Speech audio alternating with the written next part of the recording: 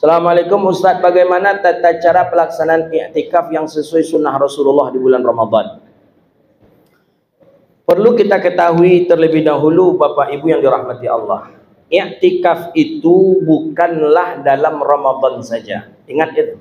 Karena ada sebagian kawan-kawan kita, tapi saya perhatikan ya kawan-kawan Wahaboy juga, dia mengatakan bolehnya i'tikaf itu cuma Ramadan katanya. Nah, tidak. Kapan saja kita masuk masjid boleh i'tikaf. Jadi i'tikaf itu bukan Ramadan saja. Kata dia mesti Ramadan. Karena ada ayat Allah mengatakan wa antum aakifuna fil masajid. Karena Nabi melaksanakan i'tikaf dalam Ramadan saja. Nah, kita dibolehkan. Syarat yang paling mutlak rukun daripada rukun i'tikaf adalah berada di dalam masjid dengan niat i'tikaf. Jadi kalau masuk masjid tak ada niat i'tikaf, juga i'tikafnya tidak sah. Jadi i'tikaf ini kapan saja. Setiap kita masuk masjid boleh i'tikaf. Baik. Apakah harus sampai waktu fajar? Sedangkan seorang tersebut harus bekerja di siang hari dan tentunya pekerjaannya tidak maksimal karena rasa ngantuk akibat dari i'tikaf yang dilakukannya. Nah, ini orang ini i'tikaf semalam suntuk. Tiba besok siang kerja lah kunang-kunang matonya tu linglung. Dan apakah i'tikafnya batal ketika seorang i'tikaf itu keluar masjid, kemudian orang itu pulang ke rumahnya, kemudian datang lagi ke masjid untuk melanjutkan i'tikaf? Sebenarnya ini sudah dijawab oleh para ulama di dalam kitab-kitab fikih.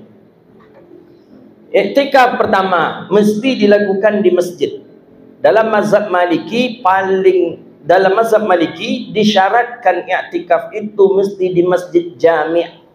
Mana masjid jami'? Masjid yang awal dibangun di kampung itu. Itu boleh i'tikaf di sana.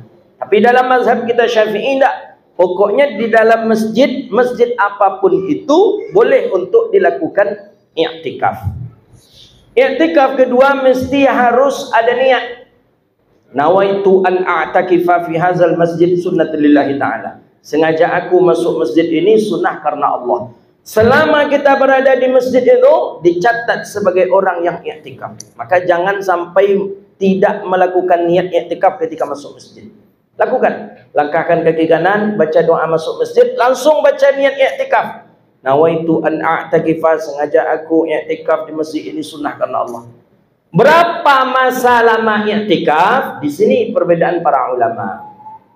Mazhab kita Syafi'i, baru dihitung seseorang itu melakukan i'tikaf paling sedikit dia sehitungan lama di masjid seperti 2 rakaat salat. 2 rakaat salat itu ada berapa menit kira-kira? Ada 5 menit, kita anggap 5 menit.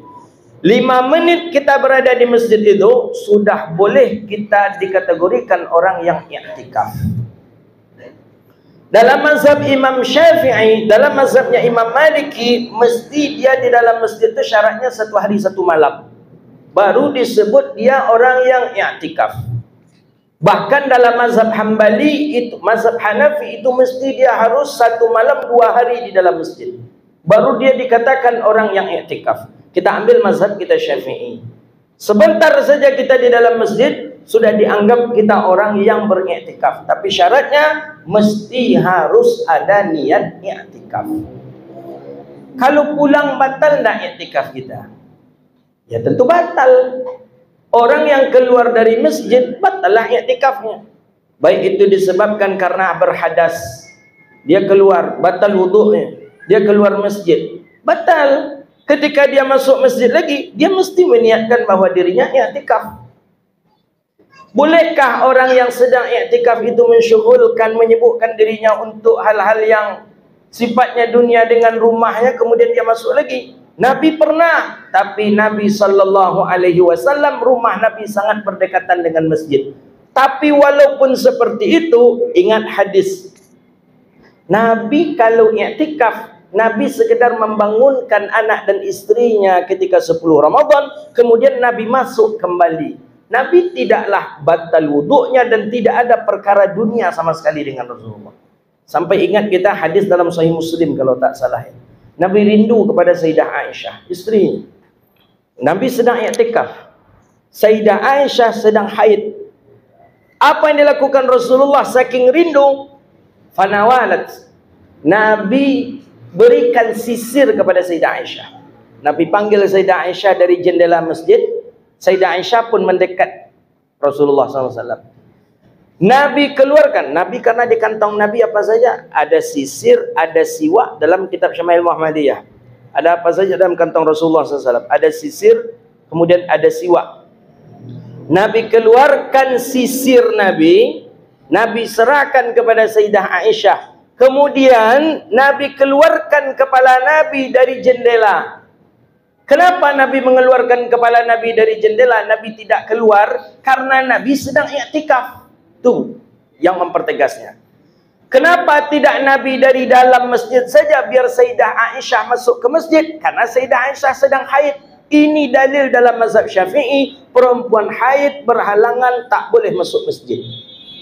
Bisa saja Nabi suruh Aisyah masuk ajalah ke dalam masjid. Nah, bisa saja. Di masjid, di dalam masjidnya aja engkau sisir rambut aku, bisa saja. Tapi tidak. Fanawalat. Nabi keluarkan kepala Nabi dari jendela, kemudian Nabi berikan sisir kepada Sayyidah Aisyah. Sayyidah Aisyah lah yang menyisir rambut Nabi SAW. Kata sahabat, itu pemandangan yang paling indah ketika itu. Cuman handphone tak ada. Kalau ada handphone di video kan itu yang paling viral. Nah, bayangkan, itu salah satu sunnah itu ibu-ibu. Menyisir rambut suami. Pernah tak bapak disisir? Kalau tidak minta nanti. Sunnah itu. Jadi Nabi keluarkan, ya kan? Nabi keluarkan kepala Nabi dan sisir rambutnya Rasulullah sallallahu alaihi wasallam. Nah,